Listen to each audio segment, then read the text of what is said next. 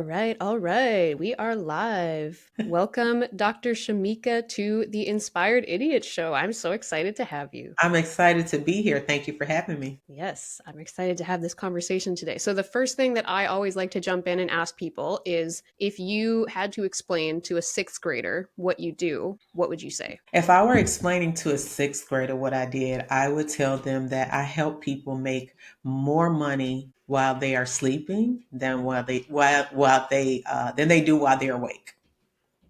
Oh my gosh. Okay. Wow. That opens up so many questions immediately. So I imagine that people listening might think the same thing that I just did, in that, like, that sounds amazing, but how? Like, how do you actually help people do that? What does it look like in practice? Right. So, what it looks like in practice is really helping people to build from a foundation of rest instead of a foundation of hustle. Right. Mhm. So, what that means is it's not just about software or um, time management, right? Or taking a vacation and saying, hey, I'm unplugging. It's not those things. Those things are relaxation, they're not actually rest. So when I'm speaking about rest, I'm talking about building from a place that does not overextend your capacity as a person. So you're not burning the midnight oil or burning the candle at both ends, but you're actually building something that is sustainable based on your divine design, right? And when I say divine design, I'm talking about how you best work at your highest level of energy, what makes you effective, right? And then how you are also impacting the clients who are producing the products that you produce. And so a part of the divine design is understanding if what I call is, are you a mid distance? Are you a sprinter? Or are you a long distance runner? Right. Mhm. So when you think about a sprinter, they do really well in short bursts. Okay. So what would that mean inside your business? If you're in the coaching space, let's just use that for an example. Building out a 12-month long program is going to go against your divine design. Why? Because your energy level is only really good for about 3 months. Okay. So building your model around that is one of the ways that you're going to be able to build something that is sustainable. Okay. Another part of the divine design is understanding what type of people you work best with, which I break this down into two categories: your comfort client and your catalyst client.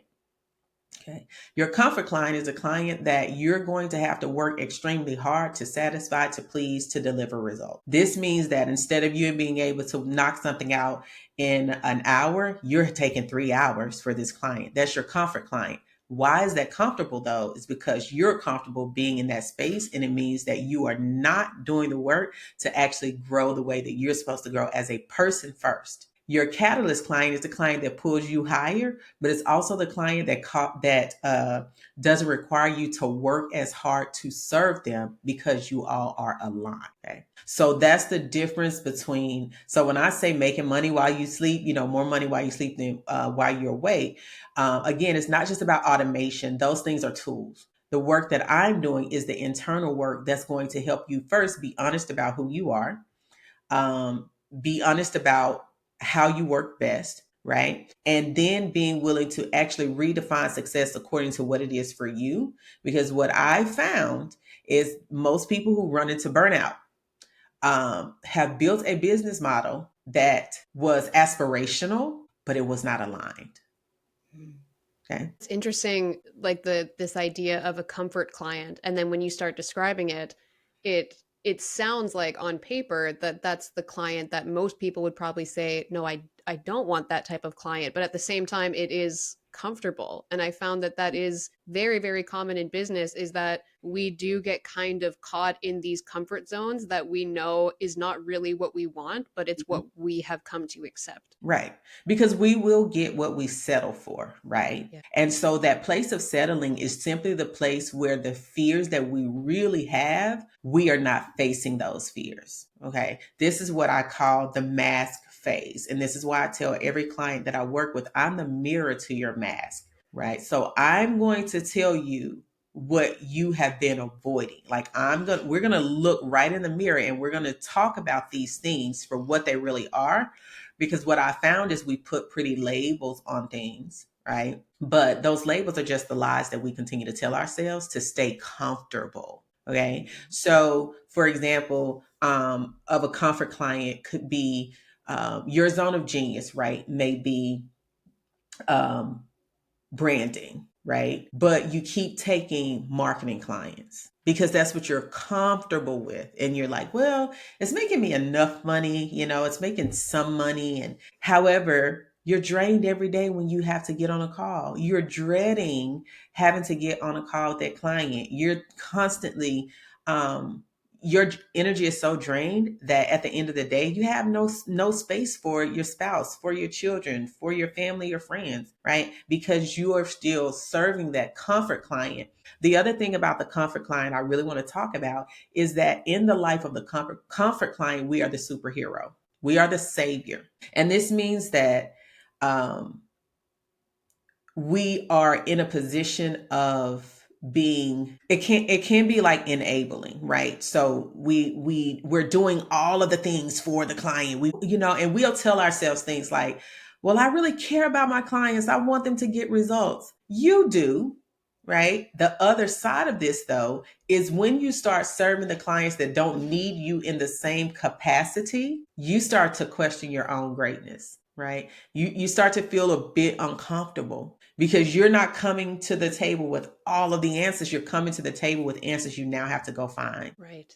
I could totally see, like, not even just coaches, but people in all types of businesses probably getting caught up in this because you work really hard, you get clients, and you know deep down that the way that you're running your business and the type of clients you're serving isn't really aligned with how you ideally would like to do business. Absolutely. But now there's this pressure because these clients are paying the bills, They're paying. and Mm-hmm. yeah, and it does become a bit of a comfort zone. But then I think that that's what, like, you describe burnout really well there. I think one of the symptoms of burning out is not wanting to get up and work on your business and Mm-hmm. feeling like completely drained at the end of the day. And then you start telling yourself this story that you don't have the time and you don't have the energy to start shifting your business the way you want it to go because you're like, well, I have to keep running it the way it is. This is what's sustaining me. And then you can stay stuck there. Absolutely. Yeah. Absolutely. Because we'll say it's sustaining us, or we'll say that it's paying the bills. However, you do have to ask yourself, but what's the cost? And is this a cost I'm willing to continuously pay? Am I willing to continue for it? So if you're in a business right now, let me say this to you. If you are looking at this business and you can't without hesitation say that you would still do this the same way for the next 5 years and be okay with it, then you are misaligned in how you're building your business. Yeah, that makes sense. So, one of the things that I noticed you say on your website is that you help women who have already built a thriving business. So, what does that mean to you? Like, do you have a certain criteria of people that you work with? Do they have to be at like a certain income level or a certain stage in their business journey? Most of the women that come to me, when I say they've built a thriving business, this means that they have had consistent income in their business for at least 3 years, right? Because if you're not at that stage where it's consistent, your focus for the work I do will not be where it needs to be. Right. Because your focus now is, well, I don't have enough consistent income, so I can't really listen to what you're saying because my mindset is saying I need to make this money. Right. And so at least 3 years. And I also say the 3 year mark is because you've gotten your feet wet enough, in that time frame to understand at least the ebbs and flows of business. You do have some kind of experience in, what it really requires to consistently run a business. So what I don't work the clients that I don't work with are, beginners, like the newer business owners. And it's simply because the type of work I do is to take you out of this cycle of consistent burnout, to get you more aligned in your business so that you are now attracting clients that align with your core values, how you work, and things like that. And if you're struggling or stressing about the money, you want to get that solid first, because some of the work we do, you're going to start seeing, I hate this offer. right? And if that is the only offer you have, or the only thing, you don't have any cushion, you're going to be unable to focus and really do the deep work that we do together. Right, right. Because it's very different, essentially, problems that you help somebody work through when they're brand new and they've never actually like made money from clients, or Exactly. they haven't been super consistent with it. They're going to run into very different roadblocks than somebody who has been doing it consistently and knows that they can make their own money. And I Absolutely. found, I assume that you've probably found this too in your clients, but I found that the more I talk to people and the more I expose myself to people who have been on their business journey for a long time, the kind of deeper those problems go. Oh, yeah. They're not the same like surface level, I just want to make money. Mhm. They are these questions of alignment, in that, like, yes, I know I can make money now. I Mhm. know I can build a business, Yeah. but now I'm questioning if the way that I've been doing it is the way I want to do it for the rest of my life. Absolutely. That is exactly where women and men both, they come to me at exactly the stage you're saying. I know how to make money. Don't tell me money strategy. I get it. I can make money, kind of in my sleep kind of thing. However, um, the way that I've been doing this is questionable. Mm-hmm. I'm looking at how I'm running my business. And as I look into the future, I do not see how I can continue going at this rate, at this pace. I'm making money, but I'm not at peace within myself. I'm making money, but my marriage is becoming a casualty of my success. I'm making money, but my children have only seen my back for the past 6 weeks, right? So those are the people that come to me because they realize that success is not just how much money I can put in my bank account. Success for me looks like being able to have dinner with my family every night at 6 o'clock. Success for me looks like if my husband says, babe, let's just go take a date day, I can take this and not have to worry about my business crumbling in the meantime. Success to me means that the type of clients I'm working with, they have the same or similar values that I have. So if I say, hey, my child has a recital today, so we're going to need to reschedule. They're not offended because they're like, thank you. My kid has a recital today too, right? So I'm glad that you brought that up because there is a different type of struggle, and different types of problems once you reach a certain monetary milestone in your life, because your values shift from how much money can I make to how much peace can I have, right? So it begins to change, and you start looking at the deeper things, and how you're defining success, how you're defining productivity, how you're defining consistency, and all of those types of things. Yeah, I remember it was probably like 2 years ago. I saw somebody make a post that always stuck with me because they just nailed it. They said, most entrepreneurs don't realize this until it's too late, but you get into business for all the right reasons. You get into business because you want the freedom. You want to, have more control over your life and have more autonomy. And then somewhere along the way, you realize that you traded the 9 to 5 for a 24/7. Yep. And I think that you kind of like, if you're going to focus on clients that are dealing with issues like that, you almost have to target people who are not complete beginners. You have to target people that have already shown that they are committed to their business. They're not just kind of half in, half out. Right. Yeah. Yeah. Because when I've seen this, I'm sorry, I need to fix this. But what I've seen is we will get into business and just reverse engineer our employee status, right? So we're no longer working for the boss who controls our time, but now we're working for the clients who control our time, Yeah. right? So if you're getting in business for freedom, but you're not really free, then what are you doing, right? Mm-hmm. Why are you continuing to do this? It is, and even when we say, well, it's because I have to take care of my family, it's about the bills, it's really deeper. It's deeper because if you only wanted to take care of your family and pay your bills, you could go get a 9 to 5. You Yeah. get what I'm saying? So Yeah. we do have to sit and answer those tough questions, and we have to answer them honestly. And what I found is when you are a high achiever, when you're someone who's driven and have ambition, you can tell yourself a lot of lies, just to justify, where you are and why you're doing what you're doing. Yeah. Oh, I'm so happy you brought that up because I found that is absolutely true. Like, one of the things that I often say is things like procrastination can look different on different people because we can start to tell ourselves things like, well, I'm not procrastinating because I'm not doing nothing. I'm just filling my day with all these other things that are not the uncomfortable thing I want to do. So it is, I think that some people don't realize how common it is for very high achieving people to still do things like procrastinate, but they just tell themselves different stories. They wrap it differently. Absolutely, because even perfectionism is just procrastination wrapped as presented as a present, right?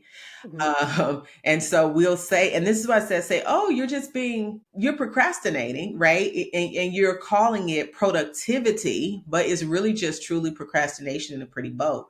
And so what that looks like for someone who has made the money, and their procrastination is they'll say, I need to work on these back office systems, right? So they'll go in and they're working through email funnels and setting up automations and, or updating the website when to actually move the needle forward, they actually need to be doing more sales related activities, right? So Mhm. they need to be making an offer that day, getting on a phone call to follow up with a client. However, they'll justify it because this is justifiable behavior as a business owner. Mhm. Because you're saying, well, no, I need to set this funnel up. Maybe you do, but you don't need to do it today. Yeah. You Yeah, know, exactly. Exactly. It becomes like a bit of a comfort zone thing. I've noticed because one of the things that I do is I help newer business owners get good at prospecting. hmm And I've found that that is a very, very common thing people do when they're afraid of prospecting. They're afraid of starting to have those conversations and get out of their comfort zone. They will focus for weeks on things that they're telling themselves are important. They're like, hmm oh, I can't start prospecting because I'm not done my website yet. hmm I can't start prospecting because I'm waiting for my business cards to come in or insert XYZ. hmm And when you actually dig into it with those people, they know deep down that what they're telling you is not their honest truth. But Right. they're trying so hard to convince themselves of it because they're telling themselves, once I have these things done, I will feel ready to do the uncomfortable thing. And feeling ready is a myth, right? It's a Mhm. myth. We don't ever feel ready. We just have to make a decision to move toward our desired goal, but we don't ever feel ready, right?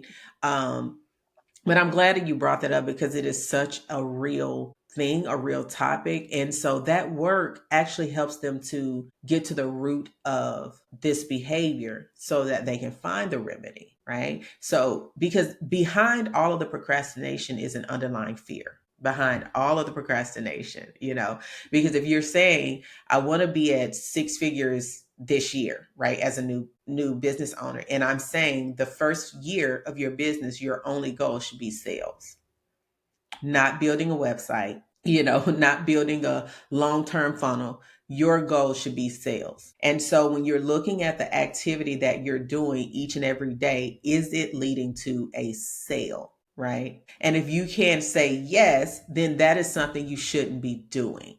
Right. Because the entrepreneurial experience, there are phases. And that first 1 to 3 years, your goal is going to be marketing and sales, not even branding. A lot of people think about the brand piece. The brand piece is a key component. However, branding in its simplest form is really just who you are, what you do, what makes you different. That's that in simple forms. If you can answer those three questions, you have a brand. Mhm. Okay.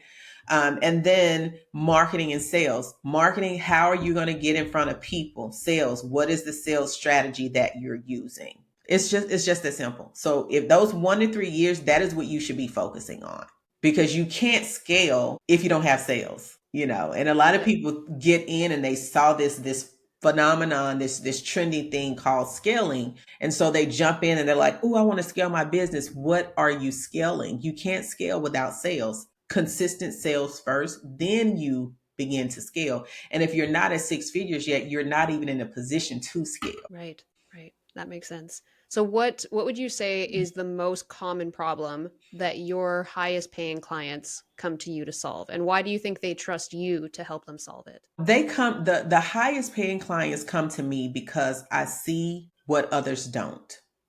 And what I mean by that is as I said earlier, I am the mirror to your mask. So they come to me because they know, one, I'm going to hold them to the truth that their busyness and their success has allowed them to hide from, right? They come to me because they no longer want to have to choose between being present or profitable. They come to me because they no longer want to have to tell their husband for the third week in a row, we have to skip date night. Okay. So they come to me because they want a way to build something that is sustainable, that also gives them peace while they are profiting. They want to be able to actually enjoy the fruit of their labor. They want to know that they can rest without guilt. They can take a step away from the business completely without panicking and worrying, like, oh my God, is this business about to crumble because I didn't take my laptop on vacation? And because I bring the spiritual aspect to it, which is, I'm not just aligning you with how much money you're going to make, I'm aligning you with how I see God guiding you and the work that you're actually called to do, not just the business you're called to build. And so those are the things that make it, the work that I do, especially with Rest is the New Revenue, make it unique, because it's not about teaching you how to take time off. You know what I'm saying? You can Google that, right?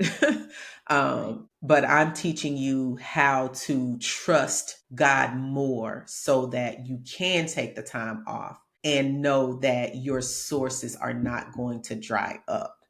And I'm also helping you to become so secure within that you're no longer identified by the work that you do. So you can actually build something that is true to you and not a textbook definition of success. Right. That I think you hit on something really important there. And this is something that I've even wrestled with in my own journey, is like this kind of tug of war between, hustling and doing the work and strategizing and taking action to make your business what you want it to become, Mhm, but then also balancing that with that trust and that being willing to let go of the reins and being willing to, trust the process and say, like, it's going to happen the way it's meant to happen. I think a lot of particularly women in business struggle with that mhm, because we think like, well, I can't just sit back and just like take my hands off and say like, I just trust it's all going to work out. I mhm, think a lot of us have a bit of that need for control, in that we're like, no, I need to take action to make it happen. mhm, So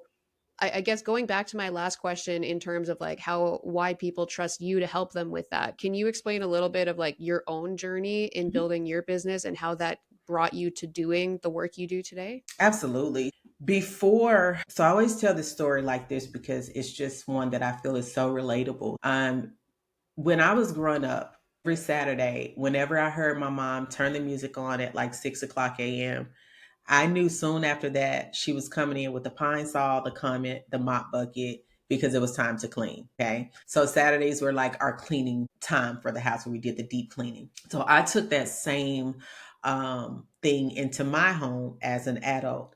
And so it was a Saturday morning, and my children were here. I turned the music on, and they knew it was time to clean. We had the Fabuloso, we had the Magic Erasers, and the Swiffer. Like, it's time for us to get this work done. And so as we were cleaning, I was in my bedroom cleaning my room, and suddenly I got this piercing pain in my chest. And so it was so intense, it sent me on the floor, like it sent me to my knees, and I could barely breathe. My daughter eventually walked by and saw me on the floor, and she's like, Mom, are you okay? And I said, I can't breathe. So I was rushed to the emergency room, and they ran all of these tests. They couldn't find anything.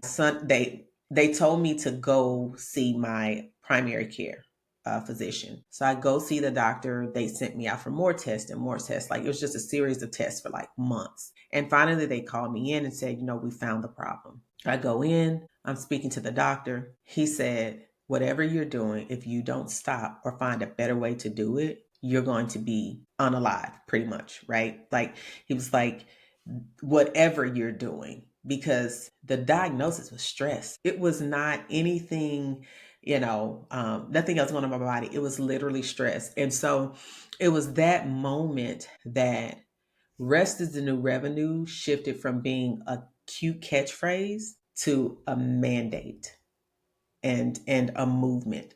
And I needed to understand, how could I be fulfill my purpose, be present, and have profit? Like, how could I do this though without sacrificing my well-being? And so it started from there. It started from that moment. That moment was the shift, that pivotal moment. And I started to look at first, what was the belief system that got me to this place? Why did I feel like I could only have success if I was running myself into the ground? Why did I buy into the belief that hard work and hustle were the only way to get there, that pain is a prerequisite for progress? Like, why?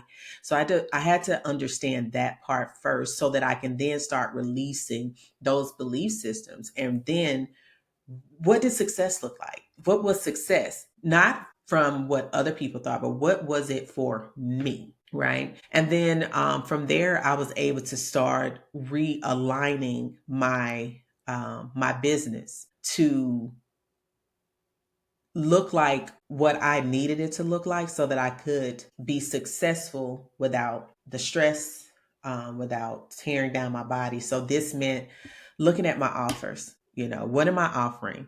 At the time, I was offering 12-month program, 6-month program, 3-month program. I was hosting events, posting on several platforms. I'm going live here and doing this there. And I started looking at all of these things, and I was like, first of all, I don't like this. I don't even like this. So why am I doing it? Right. And the belief was that, well, you have to do that and you have to do it that way.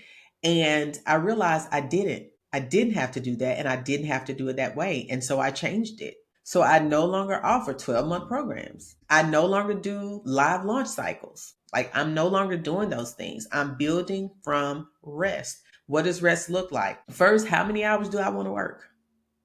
And not from a being lazy standpoint, but how many hours do I want to work where I can still enjoy the work that I'm doing? Like, I'm showing up, I'm doing this, and I'm excited about it, but I'm not depleted when I'm done. So I went through everything in my business like a fine tooth comb. And I started asking the questions. Am I doing this because I want to, or because I feel like I have to, and there's no other way to get these results? Those are the questions that I started to ask.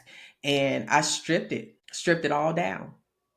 And and then I began to build in a way, that was aligned with how I wanted to build. So was there, if you could think back to that point where you're like, okay, I'm realizing now I need to make a big pivot in my business. Was there any point where you kind of felt like an inspired idiot and thought like, can I actually build a business that can sustain me and my family, but is also something I actually want to do and something that feels good? Yeah, absolutely. I pivoted.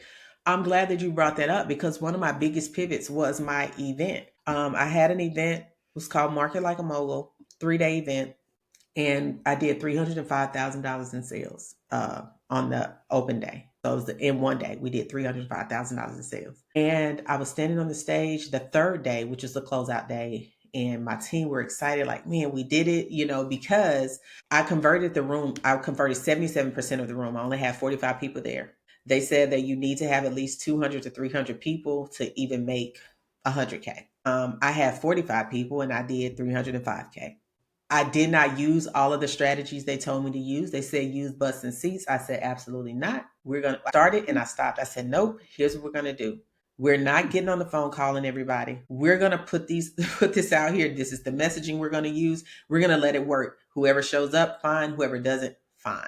So I also forego some of those hustle strategies, and I was able to do it. However, with the success of that event, afterwards, I realized once the thrill was gone, if you will, I was like, I hate this whole setup. I did not enjoy really big events, all of the things, didn't enjoy them. So I was supposed to start promoting for the next year. And initially I did.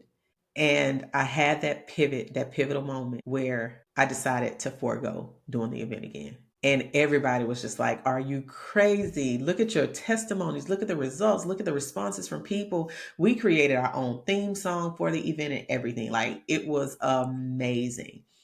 And I decided not to. I decided to forego the event, and I pivoted. I pivoted from eventually out of the coaching space, consulting space, into product based.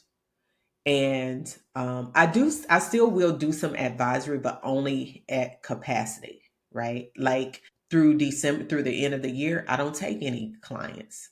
My wait list is up for January, right? But that's aligned for me. And most people say, well, you're missing out on money. No, I'm not. No, I'm not, because I'm still making money. Most of my profit is passive, right? So I don't have to work for it that way. And with the product business, which is what you see here, Tamore, that's my physical product lines. It's candles. It's a luxury line. Um, I'm not selling masks. I'm not selling all times a year. I'm doing exclusive drops, right? So, and I actually love them. Like, I make them, they're hand poured. I love the process. I love the smells and, creating a different sense and all of the things. And so, yeah, I did. I pivoted. I walked away from a 305K event for two reasons. One, I didn't love it. And the other reason was I knew God was calling me to do deeper work. And so I made that decision. I think you said something that's really important there, because I feel like a lot of people, especially people who will watch this show and are maybe in like their first 5 years of business, we get so much advice, and especially if you consume online business content, you get so much advice about the way to do things. And Mhm. for a lot of people, the thought of, walking away from Mhm. $305,000, they'd probably Crazy. think like, why would you go against the rules? Why would you say no to people who are telling you you should do it this way? Mhm. I had a similar experience when I got into high ticket sales, because I Mhm. learned from men. I learned very like Yeah. masculine ways of selling, and I often got the feedback that I needed to be firmer. I need like just all these Mhm. things, all these kind of selling tactics that just didn't feel genuine to me. And I just remember thinking, like, this is just not how I am, though. And if I try to make myself be the salesperson that Mhm. you've made your other people be, who are all Mhm. men, by the way, I was like, it just, I did try it, and it felt completely inauthentic for me. I'd get even more nervous to get on those sales calls. And Mhm. so eventually I thought, okay, yeah, maybe this is the way it's been, but maybe I can be the example that I can do it another way. And Mhm. I have over a 50% close rate. Yeah. So, I mean, it felt like a huge risk to say, like, I'm not going to do it that way. I'm going to do it my way and do it in a way that feels authentic. And if somebody honestly isn't a good fit for this offer, I'm not going to use the sales tactics to pressure them into it. I And was. it felt like a really big risk to Mhm. say, like, no, I'm not going to do what works. I'm going to do it my own way. But I think, I mean, I didn't even know until probably last year that a 50% close rate was really good. It is amazing because the average close rate is like 20%, Yep. um, 20, 25, something like that. So that's an Yep. amazing close rate. But that's the same thing with me. I convert extremely high. Even my coaches were like, are you sure your conversion rates are that high? I am 100% sure my closing rates are that high. I was Mm-hmm. getting 300 people into my launch events using organic marketing methods, right? So the I'm glad that you brought up though the sales strategy, because I was just on a call with a young lady, and she was talking about something similar. So she has a huge community. They're very active, very engaged. And she's at a space now where she's like, okay, I know I could be closing and, kind of converting. However, she had this resistance. And so, me being the mirror to your mask, I said, I don't believe the resistance you're having is because you have a money mindset issue. I don't believe you have a fear of success. Your resistance to this is the strategy because it does not align with who you are and how you authentically want to sell. Because what I call is a soft selling solution, which means we're not aggressive. We're not doing 100 follow-ups. We don't use methods to convince you to convert. Sorry. But what we do is we talk to people who are already convinced. They're convinced that they're ready for the solution. They're convinced that what I have to offer is going to help them get to those goals. I deal with adults, right? And this is one of the things that I had to tell people. I said the reason I don't do aggressive selling and why I convert more, people will come back and say, you didn't pressure me to sell. That's why I wanted to work with you. You didn't pressure me into a sale. Or you didn't pressure me into something I didn't want to do or that you knew I wasn't ready for. Right. Mhm.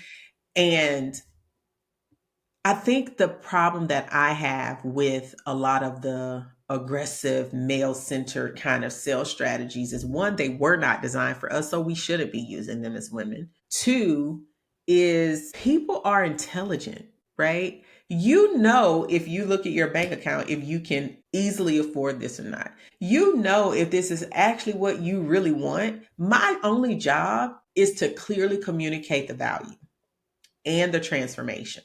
Outside of that, if you're not able to make a decision from that, we don't need to work together anyway because you're not at a space of where you can make decisions for yourself. So I'm so glad that you brought that up. I literally just had this conversation with someone 2 days ago about this. And the first thing she said was, "Well, do you offer this? Can you send it to me?" And it wasn't because I was trying to sell to her. I simply saw the problem and I was able to communicate it in a way that immediately resonated with her. When Mhm. you do it that way, you never have to convince anyone to buy from you. I don't ever convince anyone to buy. Mhm. Yeah, that's yeah, you hit the nail on the head. You had said something before we started talking, before we got on the show. You said something that really stuck with me, so I'm going to quote it here. You'd Okay. said that the rest is the new revenue process isn't just a time management template. Mhm. It's a complete transformation so that your clients can be home for dinner every night, take vacations without keeping their laptop on standby, and sip coffee and eat meals slowly without it going cold. That one really hit home for me. All of this while building a business that brings joy instead of burdens. I think that a lot of people listening might feel like that sounds like a fantasy. Mhm. And I think because in business we're often taught like to hustle and that success comes with sacrifice. So is that something that you find a lot of your clients struggle with, is like this belief that wanting ease means laziness? Yeah, it's because we see ease as an absence of effort, right? And when you define it as an absence of effort, you're immediately going to reject it. But that's because you have the wrong definition of it, right? Ease is not the absence of effort. Ease is simply aligned action, right? That's good, yeah. Yeah, it's aligned action. It shouldn't be forceful. Like, who taught us that everything that we get in life has to cause us some kind of hardship or pain first? Whose belief are you believing? That's my question.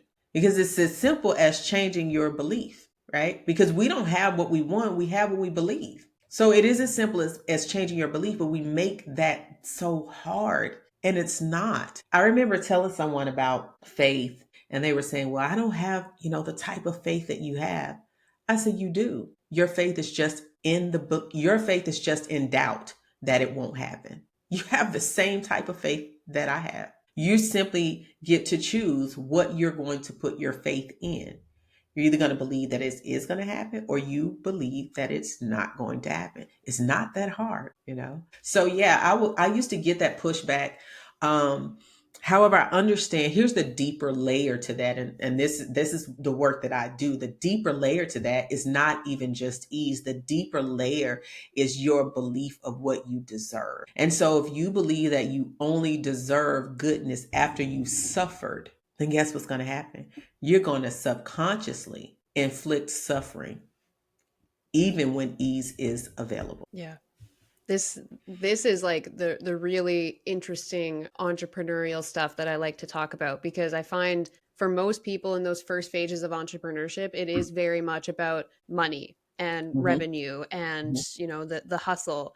But then I've seen it over and over again, and even in myself, is that when you see yourself hit the goals that you once set, it almost never quite feels the way you told yourself it was going to mhm, feel. And I mhm. think the deeper that you get into your entrepreneurial journey and the more committed you become to your business, the more I have at least realized that entrepreneurship is kind of like the greatest spiritual journey that you can It go is. on. It is a journey of evolution, of growth, of evolving into the truest identity of who you are apart from what you do. Um, and when you don't understand that, you're going to continue to try to satisfy your enoughness through external validation. And so that's why it's so important for us to understand who we are, because when you don't know who you are, you become what you do. So you only feel valid or valuable based on the amount of accomplishments or accolades you have. You only feel valuable if you have brag worthy results, right? And so I see it all of the time. And that's why I can tell anybody, I will stand on this hill, is that if you never feel like you have enough, right? Like when you reach that money milestone and it's not enough, it's because you do not yet believe that you are enough. And no amount of money in your bank account is going to give you that validation. That's why every time you meet that monetary milestone, the pole moves, the goalpost moves every single time. And you get there and you say, is this it? Okay, what's next? And so you start to search for this high that it's so fleeting, because even when you reach the goal, you can't even sit in it long enough without saying, what's next? What's next? And all of that is evidence of your feelings of not enough internally. Because I promise you, once you start to feel like, or once you believe, not feel like, once you believe and know without a shadow of a doubt, I am just me, without any other accolade, without any other accomplishment, without anyone's approval, I am enough, your goals begin to shift. You don't even desire the same things that you used to desire. You see money for what it truly is, a tool, and it is a byproduct. So your goals change, right? You start enjoying afternoon walks more than you enjoy sitting in a boardroom, talking about meetings and numbers and, all of those things. You enjoy sitting outside, just enjoying the peace and quiet of just being present, right? So anytime I see someone who, and this doesn't mean that ambition is bad. So I want to make sure that I'm clear on that, because ambition is bad. There's nothing wrong with ambition. It's the ammunition behind your ambition that you always want to analyze, right? So ambition is not bad. You just have to understand what's driving this, though. Mm-hmm. Yeah.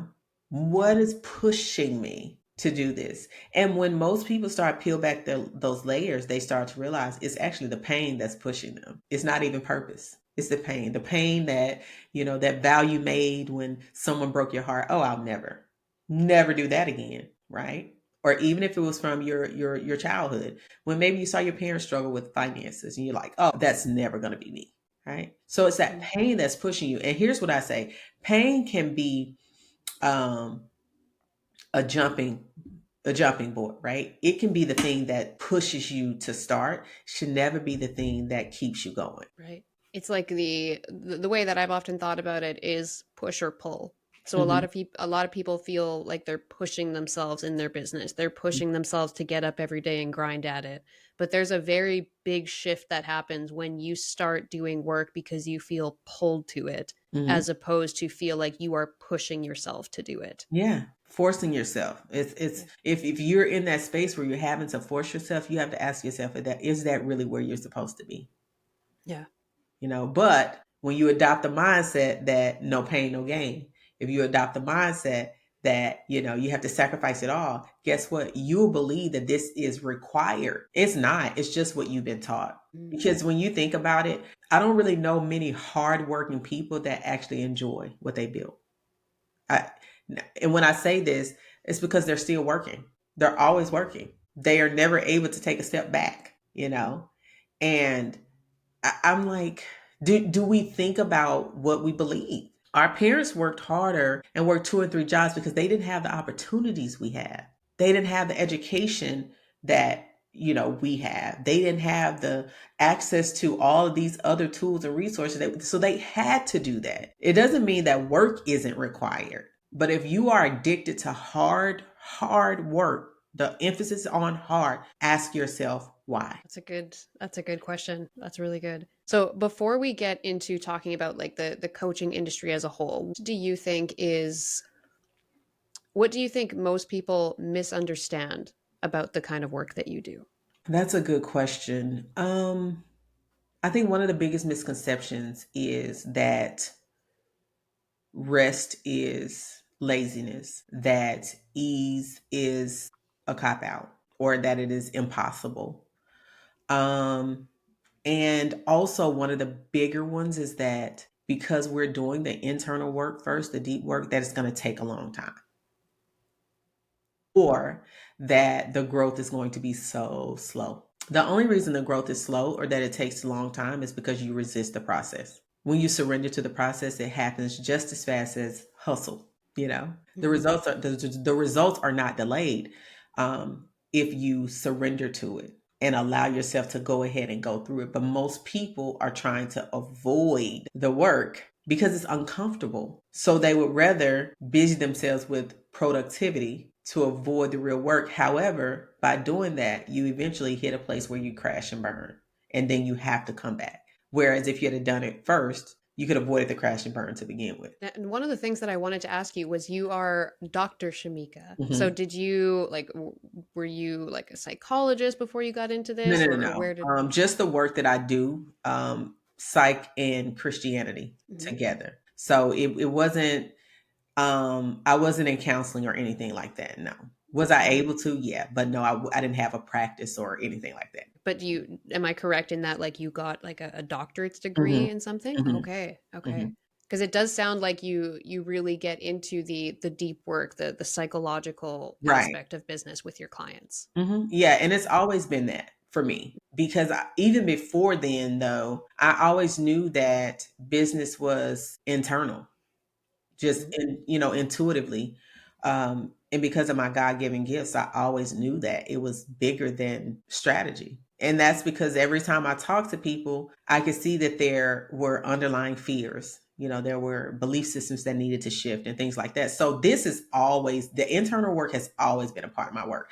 What's different now is that I lead with the internal work and not the strategy. So Mhm. I basically just reversed it because initially I was just leading with the strategy, marketing, and that kind of thing. So now I flipped it because that's where my zone of genius is. Right. That's where I'm the Right. most effective. Yeah, that makes Mhm. sense. And did you see, like, when you made that flip, did you see a shift happen in your business? Yeah, I saw a shift happen for me in I just was more passionate about it. Like I was more excited. Let me tell you something. Like when I had client calls, there was a time in my business where I was just like, oh my God, I got calls this week.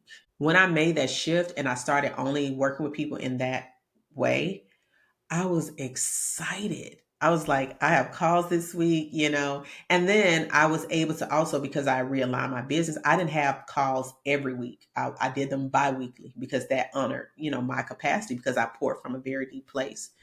Um, but I was so excited. And I can tell you what made it, because you asked me about the pivot. One of the things that I realized as I was realigning my business was that when women would come, I had clients that say, I just closed a $2 million contract. I did 7 million in sales this year. I had my highest month in business since working with you that I had all year working with someone else. And I would hear them say things like that. And I would just be like, oh, congratulations. What's next, right? However, every time I would hear a woman say, or a client say, you saw me, or you changed my life, or I can spend time with my kids again, or I was on the verge of divorce and going through your program. My husband and I are the happiest we've ever been. When I heard things like that, I was like, this is the work. Mhm. This is the result. This is the response.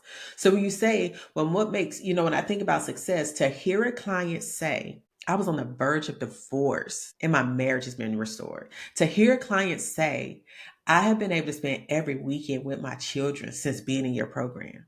To hear a client say, I was afraid to talk about God in my messaging, and I'm doing it boldly now.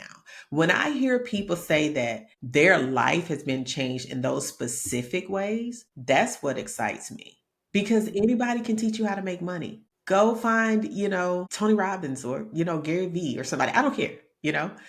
But there are very few people who can look you in your eye and say, your problem is not that you fear success. Your problem is that you still don't feel like you're enough, regardless of how much success you've had. When I can look you in your eyes and hit that spot, that's success for me. So yeah, I hope I answered the question. I just went on a You tangent. You got me No, you excited.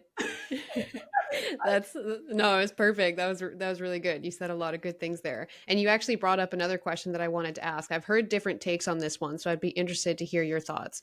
Is it like, do you believe that coaches should only coach people on what they have personally accomplished? Nope. Because for me, I'm interested to hear your take on this, I because don't. for me, I've often thought, like, it is hard for me to trust somebody who says, they can help me hit seven figures if Mhm. they themselves have never hit seven figures. So Mhm. what are your thoughts on that? That makes sense. I think when you're looking at it from a tactical space, that makes sense, right? Because that's what we've been taught to put our trust in, the one who has the proof, the evidence, the receipts, right? So it makes sense. However, I caution that because some people haven't done it for themselves. For one, they don't desire that result. You know, two, they don't have the confidence yet to do it for themselves, but they have the confidence to be able to see other people do it. Now, the reason I say I don't believe that is also because one, I've done it. Okay.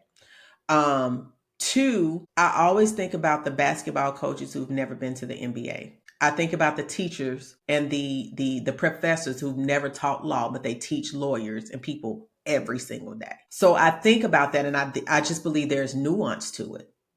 I didn't before I ever made six figures. I helped three people make it before I ever hit it for myself. That's why I don't believe that. Now there are some things you need to have certain experience in, of course. And there are some things I can't teach you. If I'm teaching you how to grow a business, but I'm not promising you a specific result, that's different. You get what I'm saying? So Mhm. I'm not going to say, hey, I'm going to help you make seven figures because you may not make seven figures. You may make six, you may make eight, right? But I'm not making that promise. So I do believe there is nuance and there's a gray area that we don't often cover, right? Do I want to learn from someone who has been where I've been? Probably so, right?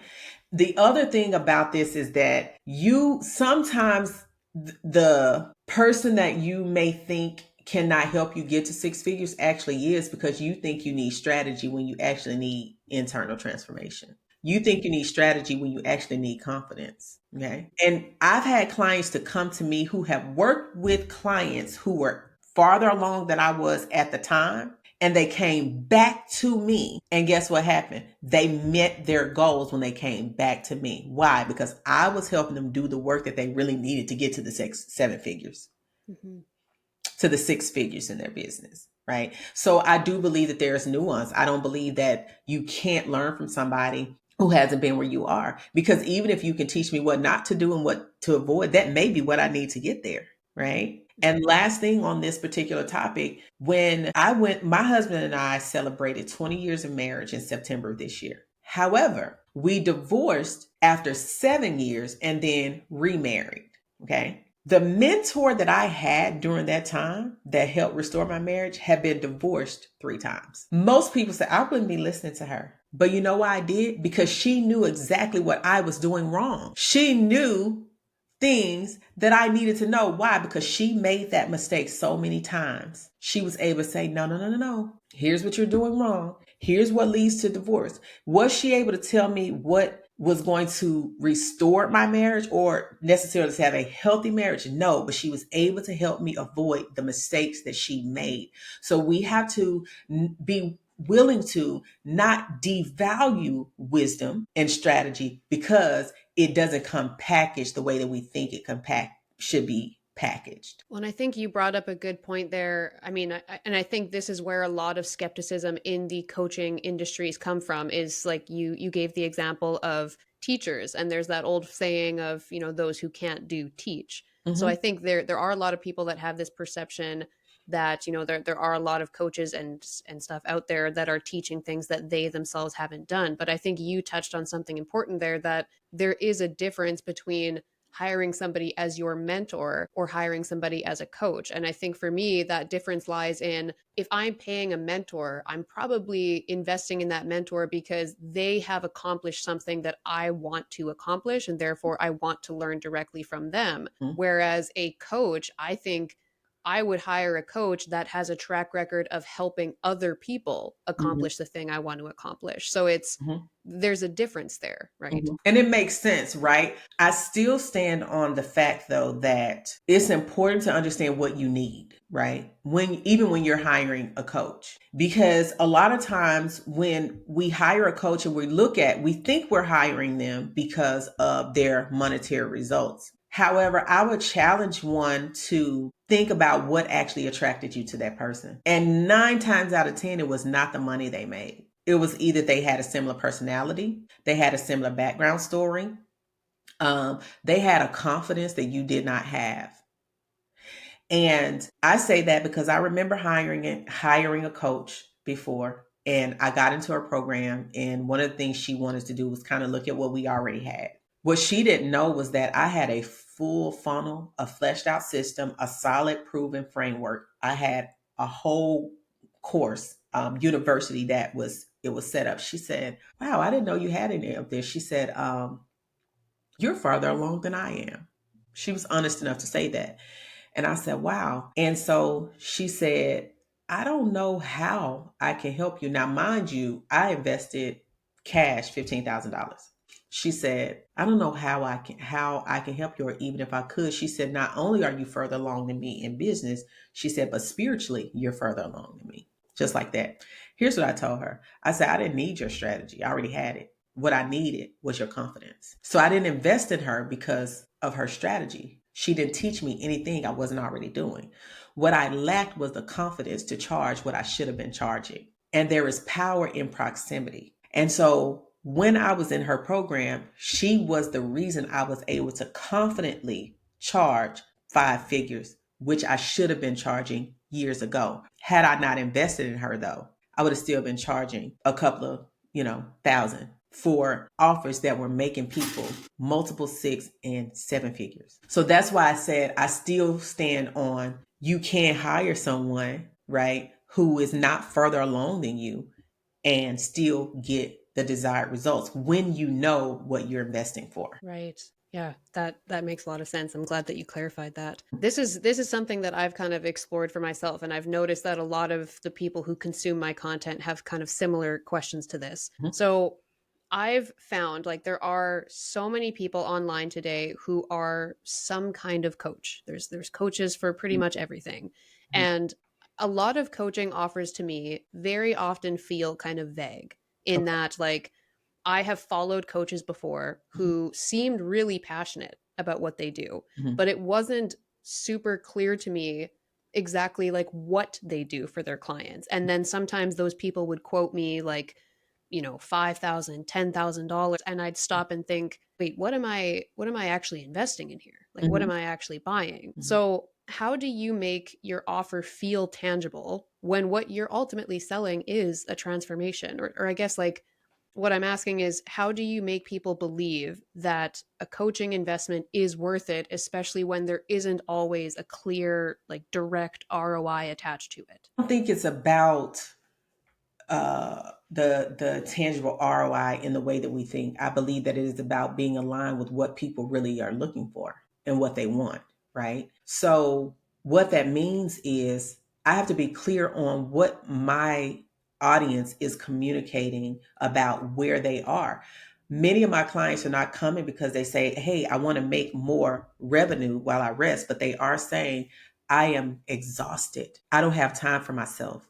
I don't have time for my children. I want to rest, but I can't rest." So I'm not creating something that they say they don't want, right? I'm speaking to their desired outcome and their desired solution. When people value transformation, they're going to go seek for it. So I don't believe it's about trying to come up with like a cute catchphrase or a one liner. I don't. I believe that it is about being so clear on one, your own convictions, being fully embodied in your own message, so that when people come across you, they can see it, they can feel it, right? So in this space of transformation, it can get muddy because a lot of practices are just kind of, woo woo, if you will. And I'm aware of that. Like, because I'm aware of that, I do make it clear. Here's what you walk away with.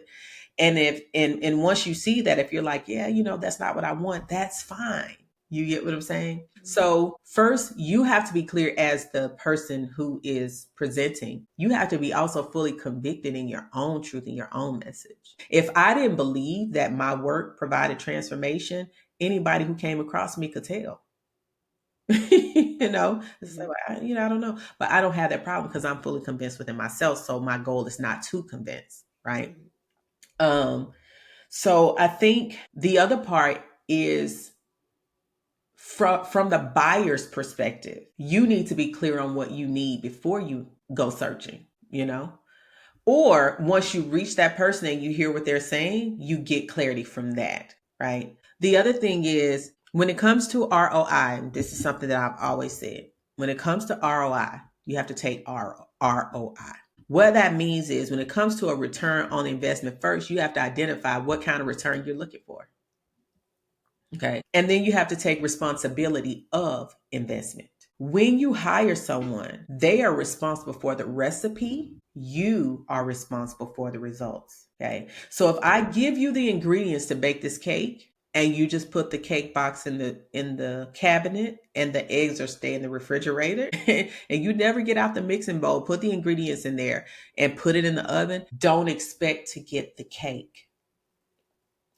The other thing is that when we're looking at coaches, or when we say, I didn't get what I invested, like things like that. That's why it's important for you to know why you're investing in that person, because you thought you needed strategy, but you really needed the confidence, right? So being clear on what attracted you to them, why you chose that particular coach, and then be honest with yourself. Did you implement everything that was given to you? And did you give it time to work? But here's what I've seen. And I've seen this not, just like in my program or anything. I've seen this from people who came to me from other coaches. And they'll say, well, I invested this amount of money and I didn't get da da da da da. And I said, tell me what you did to get the results. You would be surprised that probably about 95% of the people cannot tell me. And that is because they didn't actually fully implement, but they expected to get results. If you hire someone, like if you hire a physical trainer, right? Because you look like you are in shape, your arms are amazing. But if you hire a physical trainer, and this physical trainer says, in order for you to lose this weight, here is my particular framework. You're going to have to work out an hour a day. You're going to have to eat 3 meals a day. These are the types of meals you need to eat. But you go and you say, I'll modify. I'm going to work 30 minutes a day. I'm going to eat these types of meals. Well, I'll just take this out because I don't really like this, or I do this. You cannot blame the trainer for the lack of results when you try to modify their framework, right? Because if what they taught didn't work, it wouldn't work for anyone. That's a difference. If what they're teaching doesn't work for anyone, that's a problem. However, if there have been people who gotten results, then what they teach actually works. It didn't work for you, or maybe you didn't fully work it. So we have to be willing to take full responsibility. I've never invested in a program and didn't benefit. I've never invested in anybody's offer and didn't get a return. You know why? Because I take responsibility of my investment. So even if I learned what I didn't need to learn, that is just as valuable as what I needed to know. Because I've had that happen as well. I've invested and I was just like, oh my God. Yeah, no, I would never treat clients this way. I'm not gonna. But there are still, I took responsibility of investment, right? And so I think it's so important that when we are looking at those things, we have to ask ourselves and be completely honest. Did I really do everything they said, that I was supposed to do? Or did I get mad I didn't like them and I decided I'm not doing anything? Because that happens too. Or did I get into a program and say, this is not a strategy I actually wanted to implement? Doesn't mean that they lied. It just simply means I decided this is not going to work for me, and that's okay. So, I think you brought up something that like really, really deserves to be kind of hit home here is that I've personally found that success in entrepreneurship kind of comes down to like epic self accountability. hmm And I think in my business journey, but also in my personal life, I have saved a lot of opportunities. I've saved a lot of relationships by just being willing to respectfully call people out hmm and say like, "Hey, this is what you told me you wanted. hmm These are the actions I'm seeing. hmm What's up?" exactly, exactly, because a lot of strategy that we see in the coaching space, a lot of it is rinse, repeat, recycle. A lot of it is just cookie cutter kind of things. Um, and people make it their own, or they kind of figure out a strategy to do it just a little bit differently and things like that. But there are also foundational components of success, and the foundational components of success is character, right? You have to be the person that's willing to do the work. Consistency, you have to show up even when you're not getting results. And so, and then commitment, you're committed to getting where you want to go, even if you have to change the path to get there. Those foundational things work. And even the same thing in coaching. You got to know who your audience is. You have to have a message. You want a solid brand. You got to make an offer. I, it doesn't really change. Now, do people teach you different ways to do it? Yes. But the stuff is still the same. So that's why, again, I go back to, you have to ask yourself, why are you choosing that particular coach? Because Yeah. there's a reason you're choosing them. Yeah. So, I mean, oh man, I feel like I could talk to you for like another hour. What's one of the things that I always like to ask people towards the end of the conversation is if you could look back at your whole business journey so far, what is something that you used to believe about success that you do not believe anymore? That hard work is required. I don't believe that. I believe work is required. I don't believe hard work is required. So that's pretty much that. I mean, that sums up my whole brand. And I don't believe hustle. So I don't believe hard work and hustle are required for success. I believe aligned action. I believe rest is the foundation that you have to build from. And I believe that growth, that growth is not a result of how much pain you inflict upon yourself to get there. It really is simply about movement. I wish I'd known this years ago. I wish I'd known it years ago. Even as I started working out, I was the one that thought, well, I have to be aggressive, right? Your body simply needs movement. It does not have to be aggressive. It does not have to be extremely hard. So that's what I believe. And I know that I get pushback from it, because just simply because of what's popular, not because it isn't true. It's just what's popular. Yeah, it's very interesting. I talk a lot about this in my content that I've found there are a lot of parallels between like fitness and business. hmm It takes a lot of the same mindsets to kind of succeed in either one. hmm And I come from I used to have a very, I would say, toxic relationship with health and fitness. I had an eating disorder. I was like very obsessive with working out.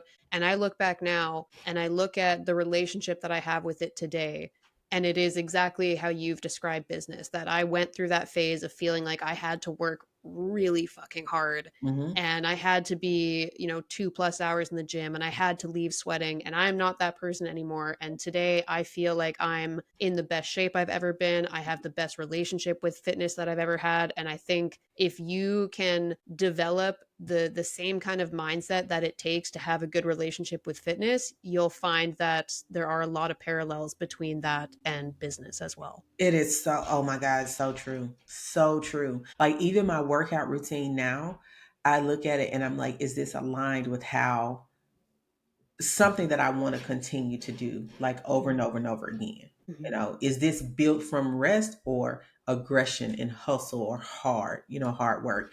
And I mean, everything changed. Everything changed. Like a 30-minute walk, over 30 minutes of hard, like, cardio. You get what I'm saying? Like, and I don't think that we actually take the time to research or dig deep enough to see the truth about these things. You know what I'm saying? Yeah. And so I don't, when I think, even when I think about soft life to me is not laziness. Soft life is a life that I want to be a part of. That's something that I don't want to escape, Yeah. something I don't need a break from. You get what I'm saying? Yeah. So Yeah. yeah, I'm so glad you talked about the workout, too, because like I hired trainers and, I was going to, burn boot camp, which I actually loved it because I loved the environment, the community of it. Mhm. But it was so much pressure, like on my body, like on my bones and stuff. I ended up in physical therapy, and I was just like, eh, that's not going to work, for me. And so I Mhm. have a routine now. I've been consistent with it. Why? Because it now aligns. Yeah. Okay. That's awesome. So the last question that I want to ask is if you could give one piece of advice to other people who feel like inspired idiots in that they're trying to build their, unrealistic life, what would you say to those people? Failure is not finality. It is a formula to get you where you want to go faster. So instead of avoiding failure through inaction, fail faster and fail often. So that's what I would say, because I used to, fear failure. I was just like, well, I don't want to fail, but the truth is, we don't really fear failure. We fear how failure will make us look in the eyes, in eyes of other people.